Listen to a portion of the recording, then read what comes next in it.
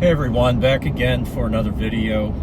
Like I said, when I'm on the road, I have a tendency to think, and when I'm thinking, I like to put my thoughts into words. And obviously I can't write right now. I used to do a lot of writing, but so I kind of got into video blogging a little bit and just covering various things that are of interest to me, perhaps whenever I have time to do it, which is rare.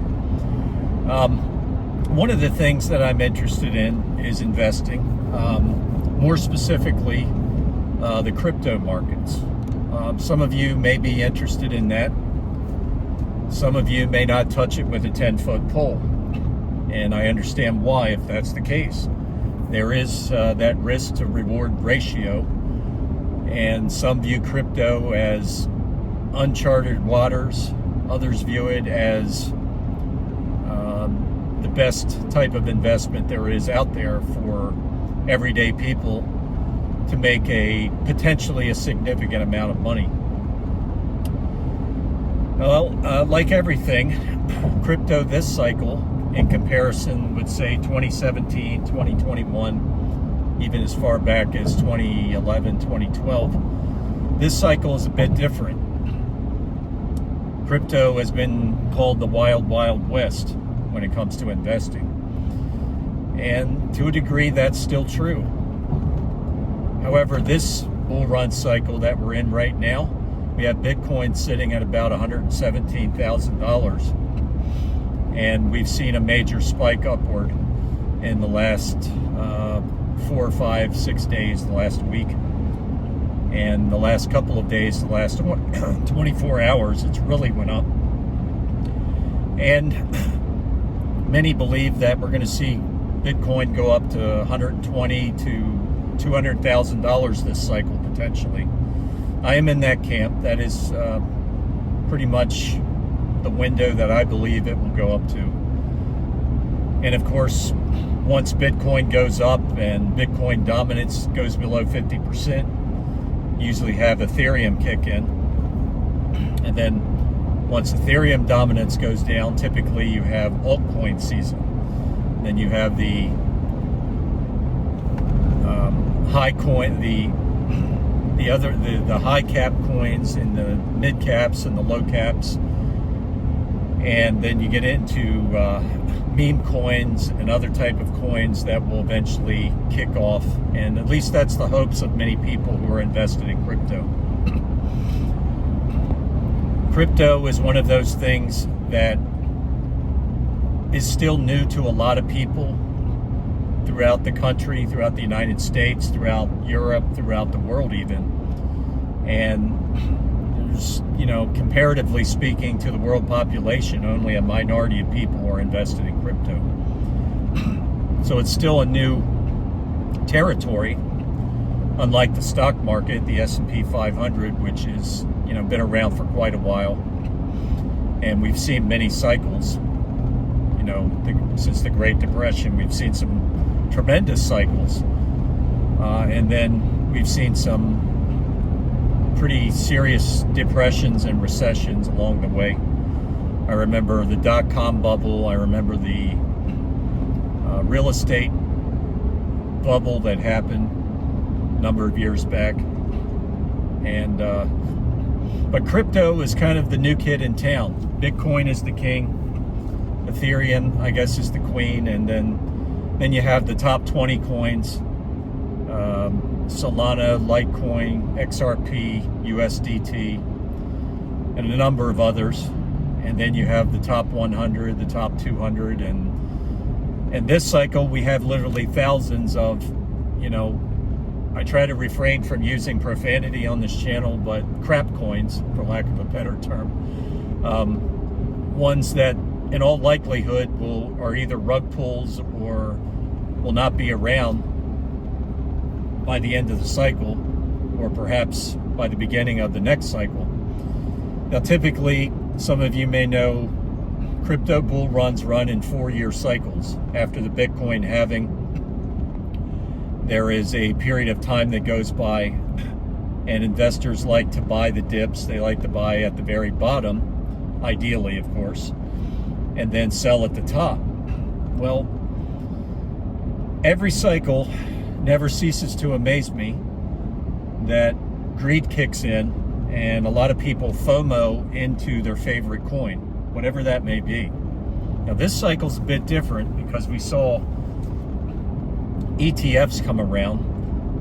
We saw ETFs with Bitcoin, Ethereum, Solana, and others. And we have coins like Litecoin that are potentially going to get an ETF, potentially before the cycle is over with, which can affect the number of people that will buy into that particular coin through Grayscale or through some other means. And we always have this tendency to see people want to, they have this fear of missing out. Greed takes over. People are like, hey, I see this green candle going up. I don't want to miss it.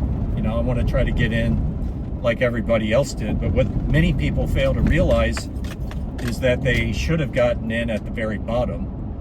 And as a result, if you get in while the candle is going up, particularly 3/4 of the way up or more, you're going to get in, and then you're going to be holding the bags for all of the billionaires and millionaires, the whales, that have bought in at the very bottom. And once they sell, you're left holding the bags.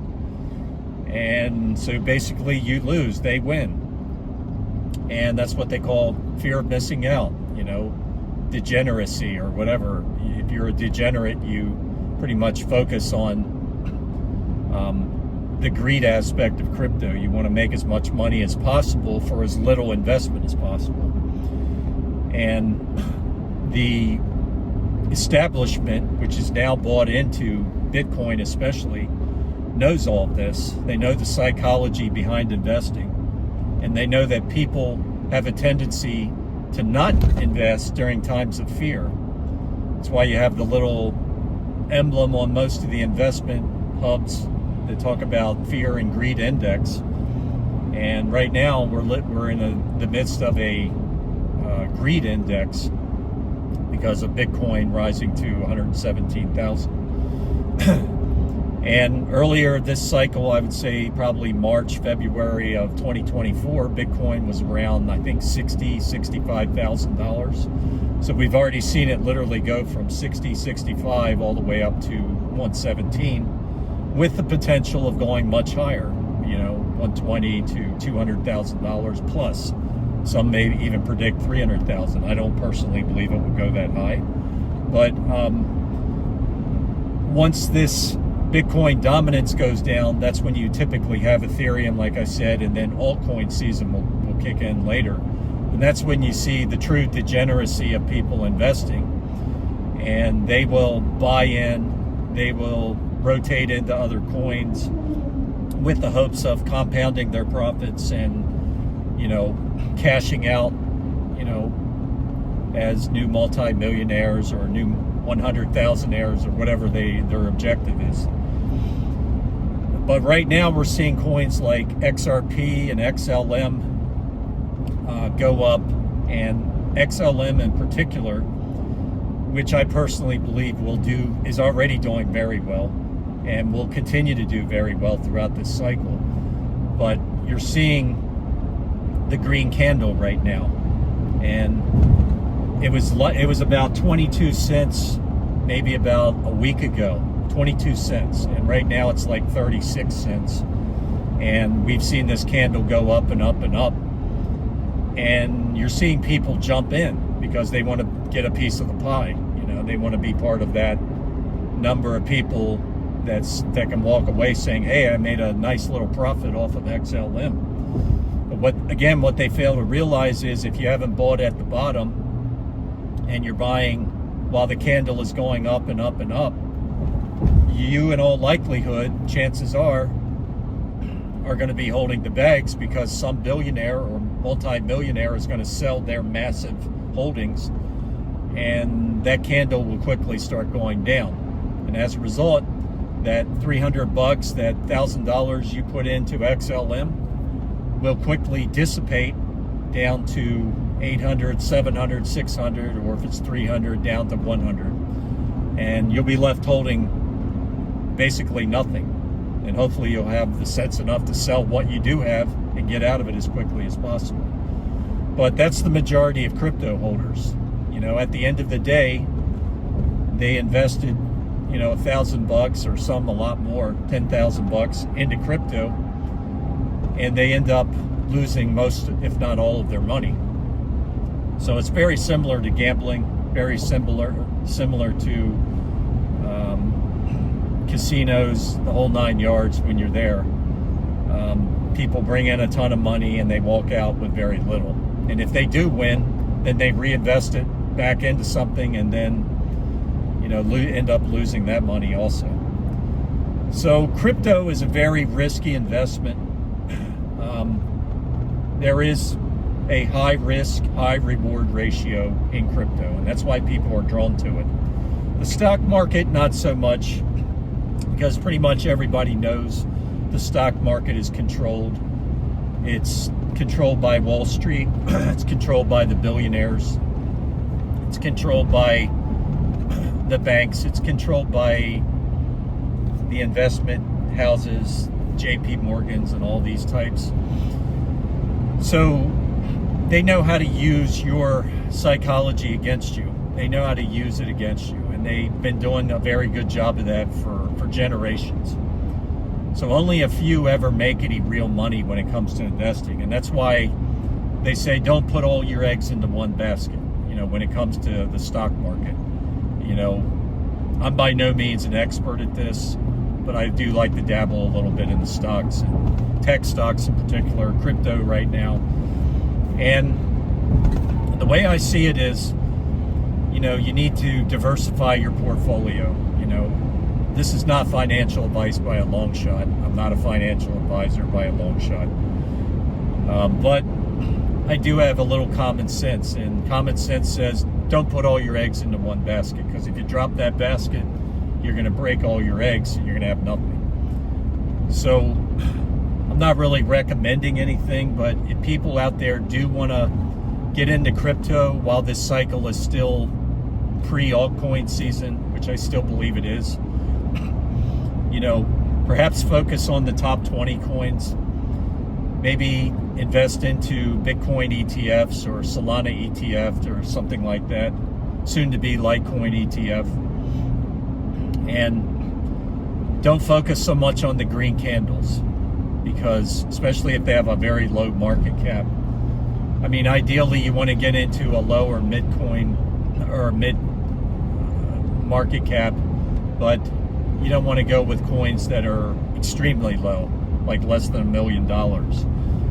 And because the chances are they're going to be a rug pull. Chances are someone's going to hold most of the coins and they're going to sell, and they're going to leave everybody else holding empty bags. So you want to make sure that you focus on the top 20 coins. Like I said, Bitcoin, Ethereum, Solana, XRP is a very good one. I believe it's going to do really well this cycle. XLM is doing very well, and there is a Grayscale investment that you can get into called GXLM, Grayscale XLM, and it is cheaper to get into XLM through Grayscale, and there are potential higher premiums with Grayscale. That's why everybody wants to get into it, at least prior to the ETFs. If it becomes an ETF, then the premiums are pretty much no longer existent. But if you are in a Grayscale trust, like Litecoin, for instance, or BCH, or let's say, Ethereum, they have their own ETF at this point. I think it's called ETH or Ethereum Classic. But ideally, you want to get into a trust through Grayscale so that when the price of the coin goes up, say Litecoin, then the trust will kick in and the premiums will kick in, and the price will be 10 or 15 or perhaps 20 times greater than the profits, rather, would be 20 times greater than what the native coin would be. So there are advantages to getting into these trusts. There are advantages to ETFs. There's more stability, I believe, but at the same time, it's still crypto, so the risk reward ratio is still pretty high. But recommending the top 20 coins. Utility coins are always good to check into. Meme coins can be good if you're focusing on one that has some kind of value to it, utility or whatever. One that I like is called Toshi, named after Satoshi, the founder, alleged founder of Bitcoin. But anyway, that's one. Turbo is another. Aerodrone Finance, I would recommend that one. But these are just ones that I personally think will do pretty well this cycle, and already have done well in previous cycles, at least Aerodrone did. But always do your own research. Always check the white papers. Always check to see if it's a potential rug pull. Don't put all your eggs into one basket. If you're investing 10 grand into crypto, absolutely diversify your portfolio and stick with the top 20 coins. Maybe one or two meme coins that you've researched very well, but do not put all your eggs in one basket. I mean, just don't dump all your money into some, meme coin that perhaps may do well, but you're not certain that it will do well.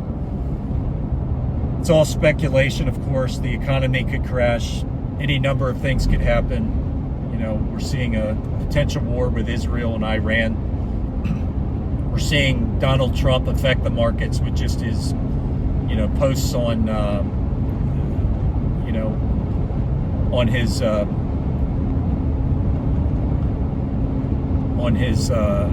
whatever that site is he has. Anyway, so be careful. Keep your head on a swivel. Keep your head above water. Most of all, don't invest in any one single thing. And I would never recommend putting your life savings or putting a second mortgage on your house so that you can invest it in crypto. People do that kind of stuff, and that's where the name degenerate comes from, because people do degenerate things and they earn that title. So you just want to be careful. You want to keep your sanity in all of this, and you want to buy as low as possible. Buy at the very bottom if possible, sell at the top, but don't sell at the ultimate top. You want to kind of dollar cost average in and out of these things. Be careful how you do it, and hopefully at the end of the day you'll be holding profits, and you can rotate those profits into something else, like silver, like gold, perhaps copper, which is doing pretty well and very likely will do really well. Maybe oil, which I think will do really well once Trump opens up more of these pipelines and drills a little more. I think the oil market is going to do really well as well in upcoming months and years. So we shall see. Anything could happen. The markets are very volatile. Crypto has not performed very well up until right now, and we still haven't really seen altcoin season kick off. So now's the time, if you're going to buy into it, get in while the numbers are still down. Some coins are still down 50, 60%. And for example, Litecoin is still under $100.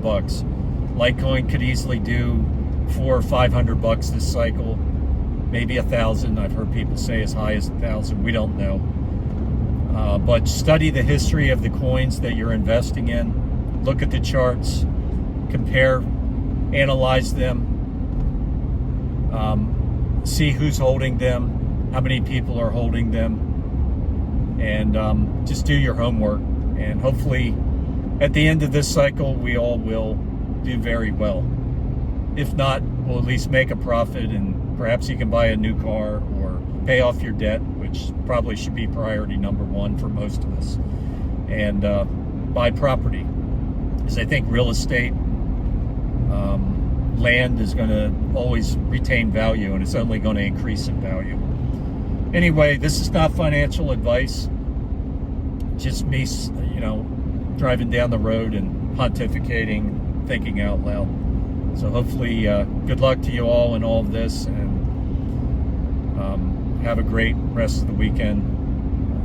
Today is Friday evening for those of you who observe the Sabbath on the seventh day. It is one of the 10 Commandments, so please read the 10 Commandments, know what they are. And one of those is to remember the Sabbath day to keep it set apart as holy. And he gives us the reason. For in 6 days, the Most High, Yahweh, made the heavens and the earth and the seas, but on the seventh day he rested and was refreshed. So he tells us to remember it, to honor it, to guard it. And so that's one of the ways that we know we have him in our heart, is that we desire to obey his commandments, to keep his covenant. And that covenant has been made new through Yeshua. Many call him Jesus, and that's fine, however you want to pronounce his name. I like his Hebrew name. It means salvation, it means deliverance, because we've all fallen short of the glory of the Most High, our Creator. And as a result, we're in need of redemption, and we need the remission of our sins. There is no temple, there is no animal sacrifices happening in Jerusalem like there was for hundreds of years, thousands of years prior. And Yeshua is the once and for all sacrifice. You know, he is the initiator of the new covenant, first to the Jews, second to the Gentiles, the nations. And you can be grafted into the tree known as Israel. And that is through Yeshua, through his shed blood, through his broken body. The Catholics call that the Eucharist. Protestants call that the, what do they call that? Anyway, similar to the Catholics. And Messianics, like myself, you know, believe that in following the 7 feast days, Passover is when Yeshua, we believe, was crucified. And he was the Pesach lamb. He was the lamb whom God sent into the world to take away the sins of the world. First for his own people that he covenanted with, the line of Abraham, Isaac, and Jacob. And then everyone who would believe on his name can be grafted into that new covenant.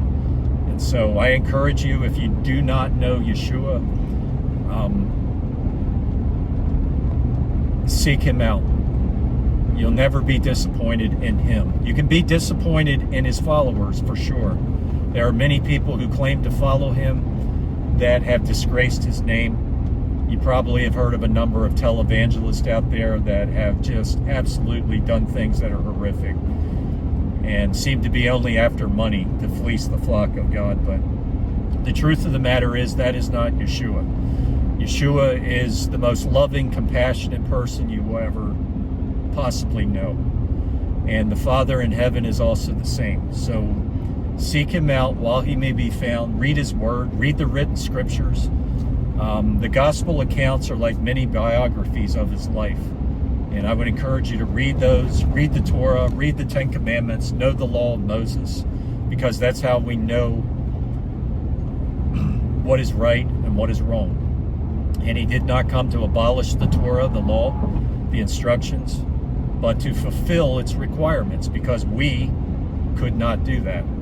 We fell short of it. So he sent his son into the world to keep the covenant, to keep the law. And as a result, he was qualified to redeem us through the shedding of his own blood and became the Passover lamb. And thankfully, we don't have to sacrifice lambs. We don't have to sacrifice bulls and goats.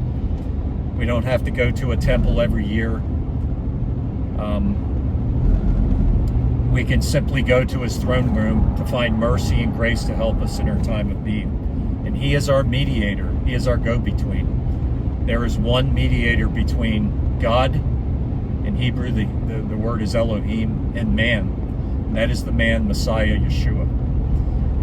And he is the Son of the Most High. He is the fully God, fully man. He is Elohim.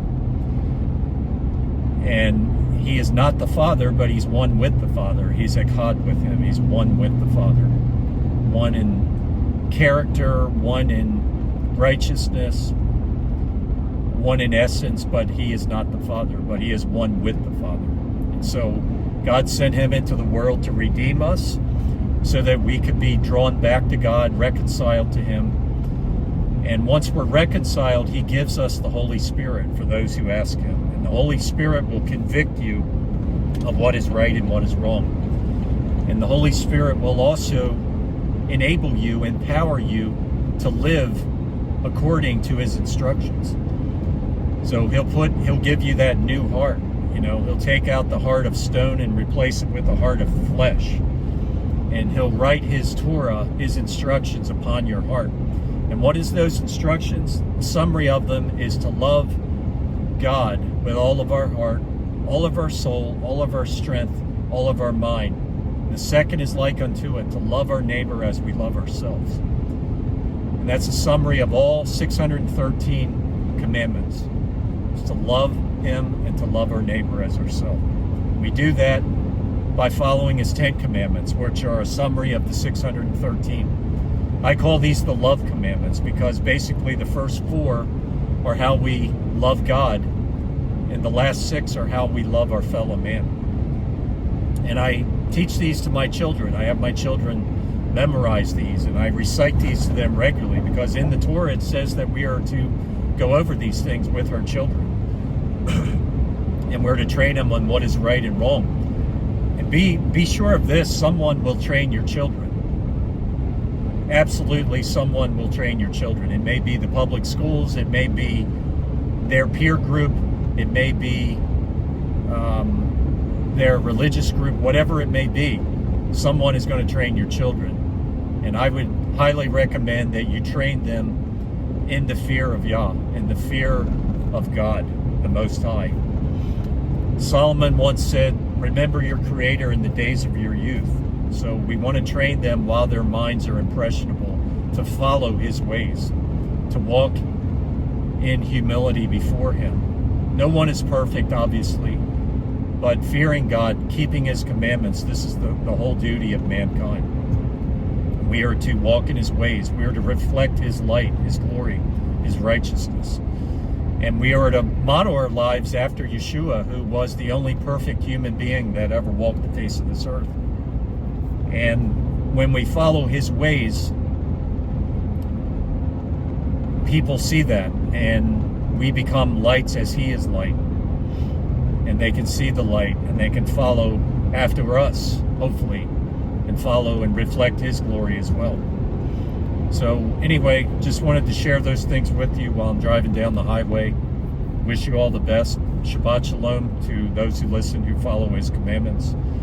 And for those who don't, have a blessed weekend. Enjoy it. Looks like a beautiful day on the East Coast. Hopefully wherever you are as well. Enjoy the rest of your evening or morning, afternoon, wherever you're at.